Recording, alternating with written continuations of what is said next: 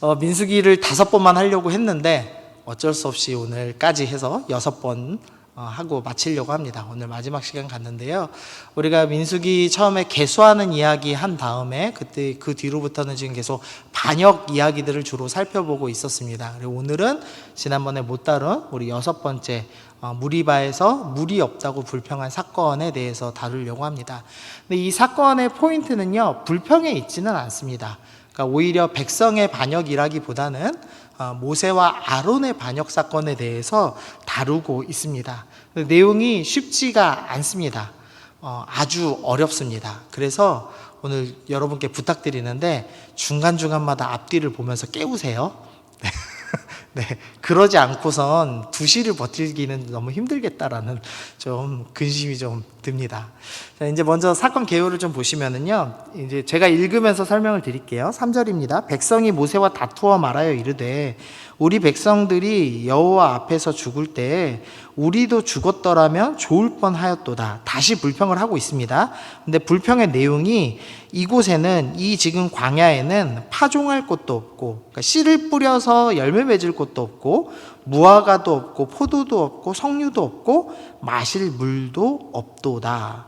그러니까 포인트는 지금 물이 없었습니다. 물이 없으면서부터 여기는 먹을 것도 없고 심을 수도 없으니 미래도 없어, 그러면서 불평을 시작했습니다. 이에 이제 모세와 아론이 회중 앞을 떠나서 회막문에 이르러 엎드렸습니다. 하나님 앞에 엎드려서 기도하기 시작했습니다. 그러자 여호와의 영광이 모세와 아론에게 나타났죠. 그 다음에 하나님께서 지금 이제 명령을 내리십니다. 지팡이를 가지고 가라. 내 형 아론과 함께 회중을 모으고 그들의 목전에서 너희는 반석에게 명령하여 물을 내라. 내가 그 반석을 물을 내게 하여 회중과 그의 짐승에게 마시게 할지니라. 하나님께서는 그 불평하는 백성들을 향해서 진노를 내리시기보다는 다시 반석에 물을 내서 주라고 말씀하고 계십니다. 출애굽기 17장에서 시내산에 도착하기 전 르비딤이라는 곳, 그곳을 지나면서도 동일하게 물 때문에 불평을 했던 사건이 있습니다. 근데 그때 모세가 반석을 이제 지팡이로 쳐서 물을 냈던 사건이 있었거든요. 그때와 이제 비슷합니다. 그렇지만 조금 다른 것은 그때는 반석을 치라고 하셨는데 이번에는 반석에게 명령하라고 하셨다는 차이가 있을 뿐입니다. 어쨌든 지금 물을 불평하였고 하나님께서는 진노하시기보다는 물을 주기로 결정하시는 장면이 나옵니다. 10절입니다. 모세와 아론이 회중을 그 반석 앞에 모으고 모세가 그들에게 이르되 반역한 너희여 들으라. 우리가 너희를 위하여 이 반석에서 물을 내랴 하고, 모세가 그의 손을 들어 그의 지팡이로 반석을 2번 치니 물이 많이 솟아나오므로 회중과 그들의 짐승이 마시니라. 모세가 이제 회중들 앞에 나갔습니다. 근데 모세가 청년부 설교니까 빡쳤습니다. 네. 그래서 반역한 너희들아, 패역한 너희들아, 내가 언제까지 너희를 참겠냐, 뭐 이런 식으로 얘기하면서 화를 냅니다. 그러고서는 지팡이로 반석을 2번 쳤습니다. 이렇게 통통 쳤을까요? 후려 때렸을까요? 아마도 때리지 않았을까 싶어요. 내던지듯이 막 했겠죠. 그래서 화를 내면서 이제 반석을 2번 쳤습니다. 그랬는데 물이 나왔습니다. 그래서 이제 회중과 짐승이 마셨습니다. 12절입니다. 여호와께서 모세와 아론에게 이르되 너희가 나를 믿지 아니하고 이스라엘 자손의 목전에서 내 거룩함을 나타내지 아니한 고로 너희는 이 회중에서 내가 그들에게 준 땅으로 인도하여 드리지 못하리라 하시니라. 여기가 이제 어려운 부분인데요. 모세와 아론이 화를 냈습니다. 근데 사실 지금까지 스토리를 볼 때 화낼만 하죠. 모세는 약속의 땅에, 그러니까 가나안 남부 쪽으로 해서 가데스 바네아로부터 시작해서 북쪽으로 쭉 올라가면서 공격할 만한 루트로 가는 길목이었습니다. 근데 정탐꾼들이 반역함으로써 결국에는 그 땅을 가지 못하고 40년이나 뺑글뺑글 돌았습니다. 40년 동안 회개하면 하나님께서 긍휼 베푸실 것 같은데 이 이스라엘 백성이 계속 반역을 저지르는 겁니다. 특별히 이 사건 앞에는 고라의 반역이 있었죠. 모세와 아론을 죽이려고 하는 사건까지 있었습니다. 그러니까 이제 모세가 더 이상 참지 못하고 화를 냈습니다. 그래서 반석을 2번 쳤습니다. 근데 그것을 두고선 하나님께서는 너희는 내 거룩함을 나타내지 못했다. 그러니까 너희는 약속의 땅에 들어가지 못한다라는 무서운 그 형벌을 주셨습니다. 모세는 일생 목표가 이스라엘 백성 데리고 약속의 땅에 들어간다. 이게 자신의 사명이었는데 너는 사명을 완수하지 못한다라는 무서운 벌을 지금 주신 겁니다. 그래서 이 본문을 이해하기가 매우 어렵습니다. 왜냐하면 너무나 가혹한 벌이기 때문에 도대체 뭐 얼마나 큰 잘못했다고 이렇게 가혹한 형벌을 주시는가, 이것에 대해서 이제 오늘 조금 살펴보려고 합니다. 근데 오늘 말씀이 어렵습니다. 왜냐하면 지금 이야기 안에 또 하나의 작은 이야기를 좀 설명해야 되거든요. 그래서 잘 이제 들으시면서 오면 되겠습니다. 먼저 하나님의 뜻을 좀 봐야 될 것 같습니다. 정탐꾼 사건과 고라의 반역 사건 있었습니다. 그리고 지금 오늘 17장에 나오는 무리바 물 사건이 있는데요. 백성들이 계속 반역하고 있었습니다. 그럼에도 불구하고 하나님께서는 지금 반석에서 물을 내서 주시겠다라는 긍휼의 메시지를 선포하시는 것을 볼 수 있어요. 하나님은 오늘 하고 싶으신 말씀이 뭐였냐? 긍휼의 메시지, 자비의 메시지였습니다. 그런데 독특한 표현이 하나 있는데 지팡이를 들고 가라고 하신 겁니다. 지금 모세와 아론은 하나님의 회막 안에 있습니다. 그 회막 앞에 지팡이가 있었고 그 지팡이를 들고 가서 백성에게 설명을 해야 됩니다. 그래서 하나님의 의도를 정확히 알기 위해서는 이 지팡이가 뭔지를 알아야지만 오늘 하나님께서 말씀하시는 진짜 의도가 뭔지를 살펴볼 수가 있습니다. 그래서 이 지팡이를 배워야 되는데 이게 어렵습니다. 자, 보시죠. 민수기 16장 3절입니다. 고라의 반역 때인데요. 이 고라의 이 반역 무리들이 모였습니다. 그리고 모세와 아론을 거슬렀죠. 그러면서 너희가 분수에 지나치도다. 회중이 다 각각 거룩하고 여호와께서도 그들 중에 계시거늘. 지금 고라와 반역하는 무리들이 모세와 아론을 향해서 말하는 겁니다. 너희만 거룩하고 너희만 하나님 음성 듣는 게 아니다. 우리도 하나님 앞에 다 하나님 음성 들을 수 있고 다 거룩한 사람들이다. 너희만 특별한 것이 아니다. 너희만 선택받은 것이 아니다. 이런 이야기를 하면서 지금 반역을 했습니다. 그래서 고라가 결국에는 산채로 이제 지옥에 떨어지죠. 그리고 나서 하나님께서 지금 17장에서 이제 백성들을 모으십니다. 그리고 나서 너는 이스라엘 자손들에게 말하여 그들 중에서 각 조상의 가문에 따라 지팡이 하나씩을 취하여라. 12지파가 있죠. 12지파의 지팡이를 하나씩 갖고 오게 합니다. 그리고 아론의 지팡이를 갖고 오게 합니다. 그래서 총 13개의 지팡이였는지 12개의 지팡이인지 좀 헷갈리기는 한데요. 그 요셉 지파, 그러니까 에브라임 지파와 므낫세 지파를 한 지파로, 요셉 지파 한 지파로 여겨서 12개로 놓은 것이 아닌가 싶습니다. 어쨌든 12개 또는 13개의 지금 지팡이를 하나님 앞에다 갖다 두었습니다. 그리고 나서 그 지팡이를 회막 안에 내가 너희와 만나는 곳인 증거궤 앞에 두라. 내가 택한 자의 지팡이에는 싹이 날 것이다 라고 말씀하십니다. 하나님께서 이 12지파 중에 내가 특별히 선택하고 내가 거룩하게 여기는 지파가 있다는 것을 싹을 나게 해서 확인시켜 주겠다라고 말씀하시는 겁니다. 지팡이는 분명 나무로 만드는 거긴 한데요. 그 나무를 땅에다 꽂아 놓으면은 뿌리가 나고 싹이 트고 열매가 맺나요? 그럴 리는 없죠. 만약에 그러면 이제 나무젓가락 꽂아 놓으면 다 자라겠죠. 근데 나무젓가락 꽂는다고 절대 자라지 않죠. 나무라는 이유만으로 자라지 않습니다. 그러니까 죽은 것은 싹이 나고 열매가 나고 생명을 맺을 수가 없습니다.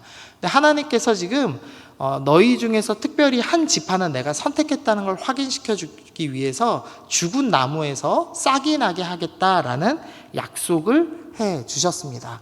그리고선 아론의 지팡이에 싹이 나죠. 그래서 아론의 지팡이에 움이 돋고 순이 나고 꽃이 피어서 살구 열매가 열렸습니다.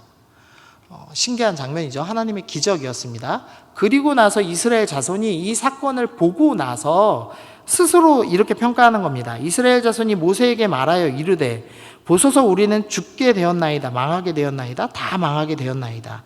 가까이 나아가는 자 곧 성막에 가까이 나아가는 자마다 다 죽사오니 우리가 다 망하여야 하리까. 무슨 소리냐면 12지파 중에 아론의 지팡이만 싹이 남으로써 하나님께서 분명히 이 레위 지파, 그리고 레위 지파 중에서도 아론의 집안을 제사장으로 삼으셨다는 것을 분명히 확인시켜 주셨습니다. 그러자 이 백성이 알게 됐는데, 이 레위 지파 외에 하나님께 가까이 가는 사람들은 다 죽는 거구나. 근데 우리는 이미 고라의 말에 동조하고 반역한 사람들인데, 이 회막에 가까이 있으면서 우리는 다 죽을 수밖에 없는 존재가 되었구나라는 것을 깨닫게 된 겁니다. 나는 반역했고, 나는 선택받지 못했고, 나는 죽을 수밖에 없어. 이제 이걸 깨닫게 된 겁니다. 민수기 17장 10절입니다. 여호와께서 또 모세에게 이르시되 아론의 지팡이는 증거기 앞에 도로 가져다가 거기 간직하여 반역한 자에 대한 표징이 되게 하여 그들로 내게 대한 원망을 그치고 죽지 않게 할지니라. 하나님께서 이 지팡이에 싹을 나게 하신 이유에 대해서 설명을 해주십니다. 먼저는 반역한 사람들에게 증거로 보여주시는 겁니다. 야, 너희가 이렇게 반역했어. 하나님의 뜻은 아론을 선택하신 거야. 아론으로 대표되는 이 제사장 가문을 선택하신 거야. 그 증거를 보여주셨습니다. 그러면서 하나님의 진짜 의도가 설명되는데 원망을 그치게 하는 것입니다. 그리고 이 반역한 백성들이 죽지 않게 하는 것이 목적이었습니다. 반역한 모든 백성들은 하나님께 가까이 가면, 죄 있는 백성이 하나님께 가까이 하면 반드시 죽을 수밖에 없죠. 근데 하나님께서는 이 지팡이에 싹이 나게 하심으로써 그들이 죽지 않게 하시기 위해서 이 일을 하셨다고 말씀합니다. 그리고 나서 이제 18장으로 넘어가요. 18장에서부터는 제사장과 레위인의 직무에 대한 설명을 합니다. 그러면서 레위인의 직무, 제사장의 직무를 이렇게 설명하는데요. 여호와의 진노가 다시는 이스라엘 자손에게 미치지 아니하리라. 레위인의 사명이 무엇이냐? 제사장의 사명이 무엇이냐? 하나님의 진노가 반역한 백성들에게 미치지 않게 하는 것입니다. 그러니까 그림으로 보면 하나님의 진노가 여기 있고 제사장이 가운데 있고 반역한 백성들이 제사장 뒤에 있습니다. 그리고 제사장은 뭘 들고 있죠? 쌍난 지팡이를 들고 있는 모양을 보여주는 겁니다. 우리가 지난주에 설교를 들으셨어요? 지난주에 제사장이 고라에 반역되는 뭘 들고 하나님의 진노 앞에 섰죠? 향로를 들고 하나님 앞에 섰습니다. 근데 그 향로가 의미하는 바는 요한계시록에서 기도다라고 이야기를 했습니다. 기도하며 하나님의 진노 앞에 서서 하나님과 죄인들을 화목하게 하는 제사장의 역할이 있다라는 설명드렸죠. 그리고 우리가 지난주에는 비느하스가 창을 들고 하나님 앞에 서 있던 걸 보았습니다. 하나님의 진노를 죄가 퍼지지 않도록 하나님의 말씀으로 막아서는 사람, 그 사람이 또한 제사장의 역할이다. 그래서 하나님의 진노와 반역한 백성 사이에 중간에 서서 화목하게 하는 역할을 하는 것이 제사장이다라는 것을 살펴봤습니다. 근데 오늘은 동일한 그림입니다. 역시 하나님의 진노와 반역한 백성들 사이에 제사장이 서 있는데요. 그래서 이 하나님의 진노가 미치지 않게 합니다. 근데 뭘 들고 서 있냐면 쌍난 지팡이를 들고 서 있는 그림으로 오늘 본문은 설명을 하고 있는 겁니다. 자, 여기까지 이해되셨죠? 자, 한번 기지개 피시죠. 네.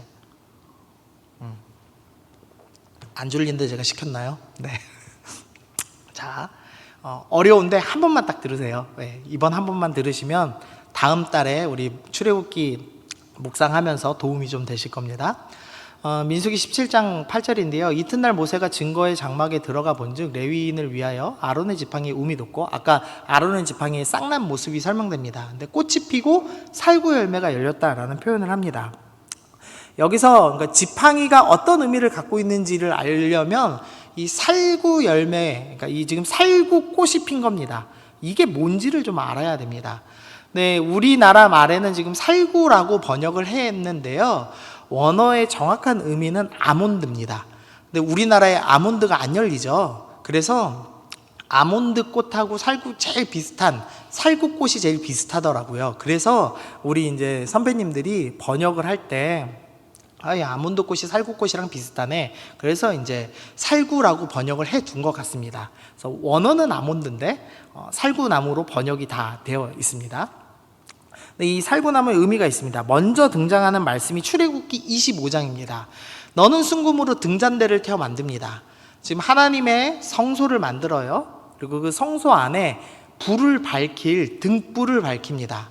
그래서 유대인들 보면은 집에 보면은 7개의 등대를 갖고 있는 그 촛대를 만들죠. 그 등잔대를 만드는데 그 등잔대에 촛불을 올려놓는 그 모양, 이 모양을 살구꽃 형상으로 만들었습니다. 다시요. 성소 안에 들어가는 등잔의 그 대 모양을 살구꽃 형상으로 만들었습니다. 그러니까 이 살구꽃이 분명히 뭔가 의미가 있구나라는 것을 알 수가 있죠. 지금 겹쳐 있는 겁니다. 쌍난지팡이에도 있고 성소 안에 가장 거룩한 곳 하나님 앞에도 지금 등잔대 모양도 살구꽃으로 만들어져 있습니다. 또 성경에 살구꽃 모양이 나오는 데가 있는데요. 예레미야 1장입니다. 1장 11절인데요. 예레미야가 처음으로 본 환상입니다. 근데 예레미야에게 내가 무엇을 보느냐 했더니 살구나무 가지를 봅니다 라고 답해요. 그러자 하나님께서 12절에서 여호와께서 내게 이르시되 내가 잘 보았도다 이는 내가 내 말을 지켜 그대로 이루려 함이라. 지금 하나님께서 언어 유희를 사용하시는 건데요. 이 살구꽃, 그러니까 아몬드라고 그랬죠. 아몬드의 히브리어가 사케드라는 언어를 씁니다. 근데 지키다라는 말의 뜻이 또 발음이 비슷해요. 쇼케드라는 자음이 똑같은 단어입니다. 그러니까 하나님께서 살구꽃 나무를 보여주시면서 살구나무가 보이느냐? 내가 이 살구나무랑 발음이 똑같은 지키는 내가 말씀을 다 이루고 지킨다는 것을 너에게 보여주는 거다. 예레미야에게 처음 예언을 하면서 내가 너에게 예언한 모든 말을 다 지킬 것이다 라는 것을 상징적으로 표현하시면서 가장 쉽게 설명하시면서 살구나무를, 아몬드 나무를 보여주신 겁니다. 그래서 먼저 이 살구꽃에 가진 의미가 있다면 하나님께서 말씀을 이루신다, 지키신다 라는 의미를 갖고 있습니다. 또 이 아몬드 나무의 별명이 있는데요. 이 보통 겨울에 12월부터 2월에 피는 꽃이라고 합니다. 그래서 겨울을 깨우는 나무, 잠을 깨우는 나무, 생명을 깨우는 나무 이런 식의 별명을 갖고 있습니다. 그래서 죽음, 겨울이라는 죽음을 이겨내고 지켜내는 사람 그런 나무다 해서 파수꾼이라는 별명도 갖고 있는 나무입니다. 이 의미를 알고 보면 재밌습니다. 출애굽기 27장에서 이제 그 살구꽃 모양 등대에 대해서 명령을 하시는데 끊이지 않게 등불을 켜라라고 설명합니다. 이 성소 안에 있는 살구꽃 모양의 이 등대, 이 촛불을 끄지 말아라라고 명령을 하고 계세요. 그럼 이게 무슨 의미인가? 자, 창세기 1장 1절 보니까 태초에 하나님이 천지를 창조하셨습니다. 근데 처음 그리고 나서 3절에서 뭘 창조하시냐면요. 빛을 먼저 창조하셨습니다. 첫째 날 가장 처음 하나님께서 무엇을 창조하셨느냐? 빛을 창조하셨어요. 근데 그 빛이 어떤 의미인지에 대해서 사도 요한 선생님께서 해석을 해주십니다. 태초에 말씀이 계시니라. 창세기랑 지금 똑같죠? 태초에 천지를 창조하셨습니다. 태초에 말씀이 계셨습니다. 라고 하면서 이 창세기를 해석한다는 걸 명확히 보여주십니다. 그러면서 이 말씀이, 여기서 말씀은 예수님이죠. 예수님이 하나님과 함께 계셨습니다. 이 말씀, 이 예수님은 곧 하나님이십니다. 그리고 그 예수님 안에 생명이 있었으니 이 생명은 사람들의 빛입니다. 그러니까 여기서 이 창세기에서 창세기 첫날에 창조된 빛이 사람들을 살리는 생명의 빛, 즉 예수님이 창조됐다는 의미는 아니고요. 그 생명의 빛을 주님께서 창조의 처음부터 준비하시고 비추셨습니다 라는 의미로 지금 설명을 하고 있는 거죠. 그리고 하나님께서는 성소를 만들면서 너희는 이 살구꽃 위에 생명의 빛인 이 빛을 계속 꺼뜨리지 말고 내 앞에 켜두어라. 그래서 내가 이 빛을 만들었고 너희 안에 생명을 살리기 위한 빛을 만들었고 그 빛을 영원히 지속하겠다는 것을 나에게 기억나게 해줘라. 내가 이 말씀을 계속 지킬 수 있게 해줘라. 그래서 내가 이 지키다라는 말과 비슷한 의미인 살구꽃 형상 위에다가 생명의 빛을 상징하는 등불을 켜두겠다. 이렇게 지금 설명을 하고 계시는 겁니다. 그러니까 살구꽃의 언어의 유의는 말씀을 지키다이고 별명은 겨울을 깨우는, 생명을 깨우고 시작하는 나무라는 별명이 있고 성소 안에 있는 살구꽃 모양의 등대는 창조 첫날부터 계속 비추는 그 등불이 예수님이시고 예수님은 생명을 의미합니다. 그리고 결국 그 살구꽃이라는 건 나무죠. 그래서 이 성소 안에 있는 등잔대는 생명나무, 에덴 동산에서 하나님이 처음 만드셨고, 인간이 먹고 영원히 함께 하나님과 살길 원하셨던 그 생명나무를 상징하는 것이라는 것을 보여주고 계십니다. 어렵죠? 자, 그래서 살펴보면 죽은 나무인 지팡이에 영생을 상징하는 그 에덴 동산의 생명나무를 상징하는 예수님 안에 있는 생명의 빛을 상징하는 살구꽃이 꽃을 피웠습니다. 그게 이제 의미가 있는 거죠. 즉 영적으로 죽어 있는 지팡이와 같은 존재에 하나님께서는 생명을 싹 틔울 수 있으신 분이라는 것을 명확히 확인시켜 주시는 겁니다. 근데 그것을 누구를 선택해서 드러냈냐면 제사장을 택하여서 그들이 하나님의 진노를 막아섬으로 생명이 지속되게 하시겠다라는 것을 확인시켜 주는 겁니다.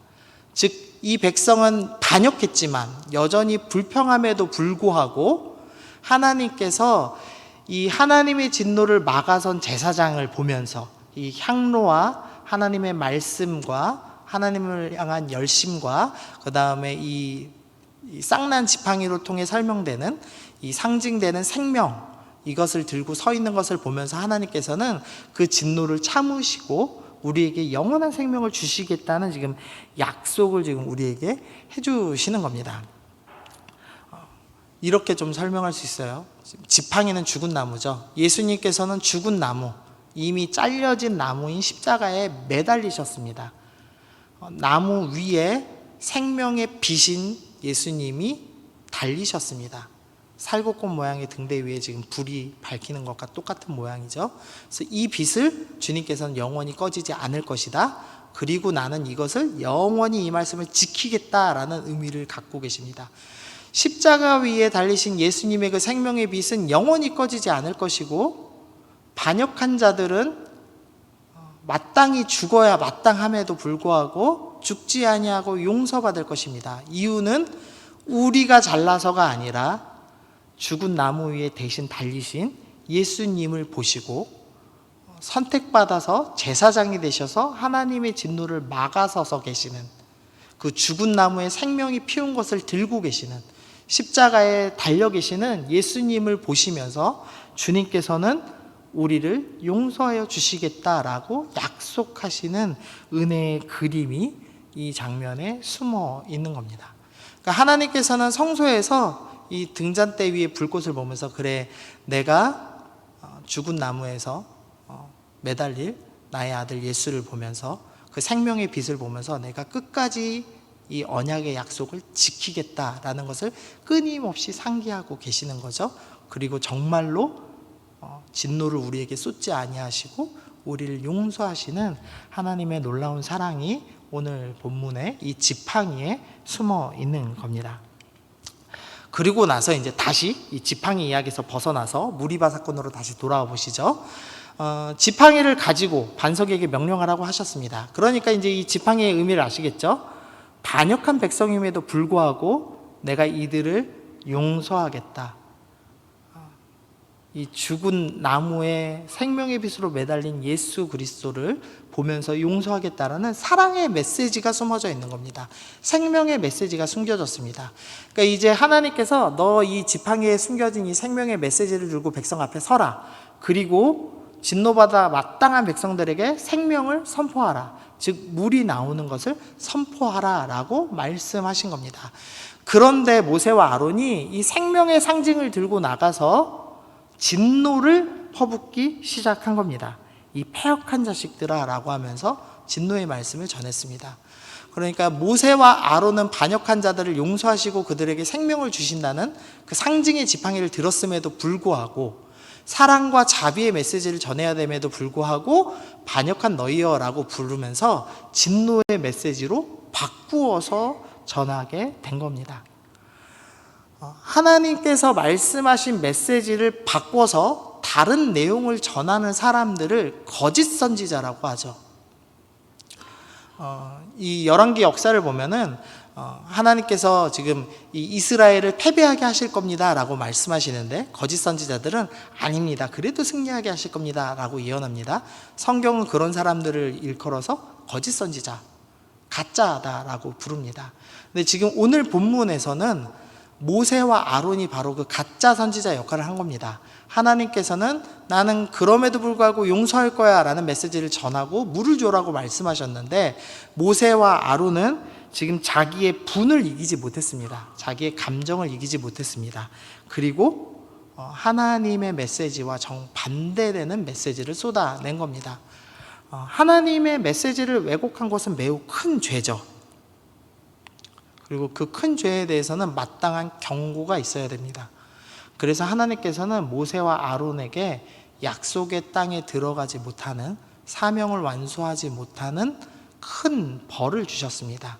하지만 이 내용을 살펴보면 절대 가혹한 얘기가 아니라는 것을 알 수가 있죠. 하나님이 만약에 이걸 용서해 주셨다면 우리가 넘어갔을 거예요. 모세처럼 큰일 한 사람은 용서받을 수 있어. 작은 일도 그냥 지나가도 상관없어. 하나님 메시지 한두 번 잘못 전하는 거 문제없어. 이런 식으로 포장되었을 겁니다. 하나님께서는 그러지 아니하도록 모세와 아론에게 벌을 주셨습니다. 물론 하나님께서 이후에 모세 이후 여생에 자비를 베푸시지 않은 게 아닙니다. 이후에 계속 자비를 베푸십니다. 그래서 모세가 죽기 전에 비스가산 위에 올라가는데, 거기에서 모세가 직접 땅을 밟아보진 못했지만 모세가 점령해야 될 모든 산을 환상으로 다 보여주십니다. 그리고 모세는 죽기 전에 자신 대신에 자기가 완수하지 못한 사명을 완수할 여호수아를 세우게 허락해 주셨고, 그리고 모세는 이스라엘 백성에게 주어야 할 그 율법, 모세 오경, 창세기, 출애굽기, 레위기, 민수기, 신명기의 말씀을 다 완성하고 나서 그 다음에 죽었습니다.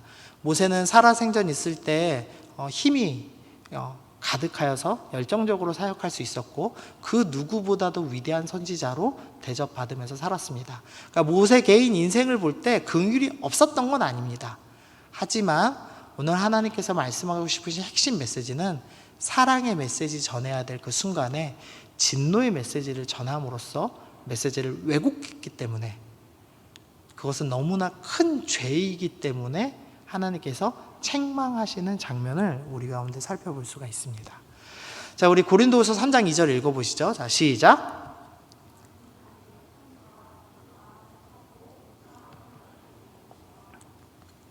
네. 사도 바울이 고린도 교회 성도들에게 이렇게 얘기해요.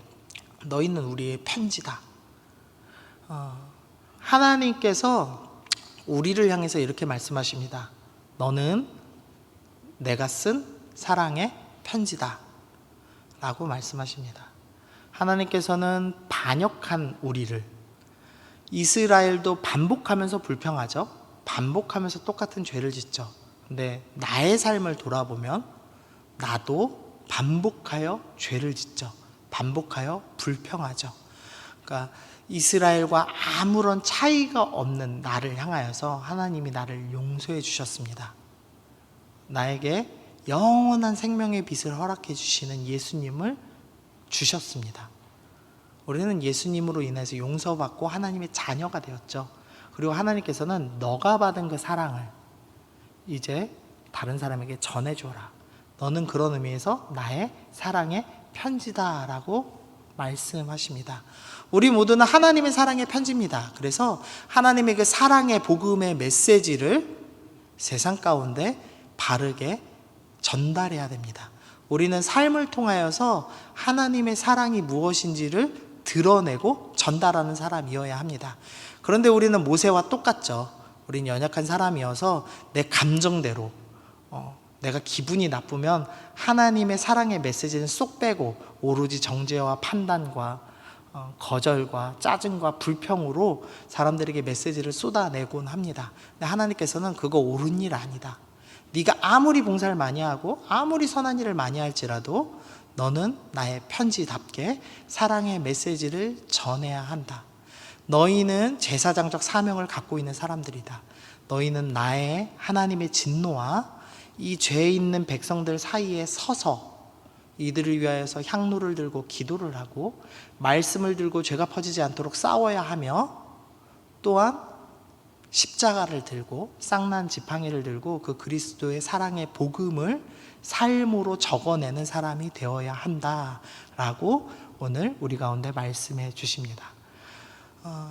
여러분들 삶 가운데서 내가 하나님의 편지답게 살고 있는가 생각해 보시면 좋겠어요. 그러면 이런 생각이 들죠. 나는 반복해서 죄 짓는 사람인데 사단이 우리를 계속 정죄합니다. 그렇지만 하나님께서 날 용서해 주셨어요. 내가 오늘 불평했지만, 오늘 실수했지만 하나님이 나 용서해 주셨어. 나는 다시 일어날 거야.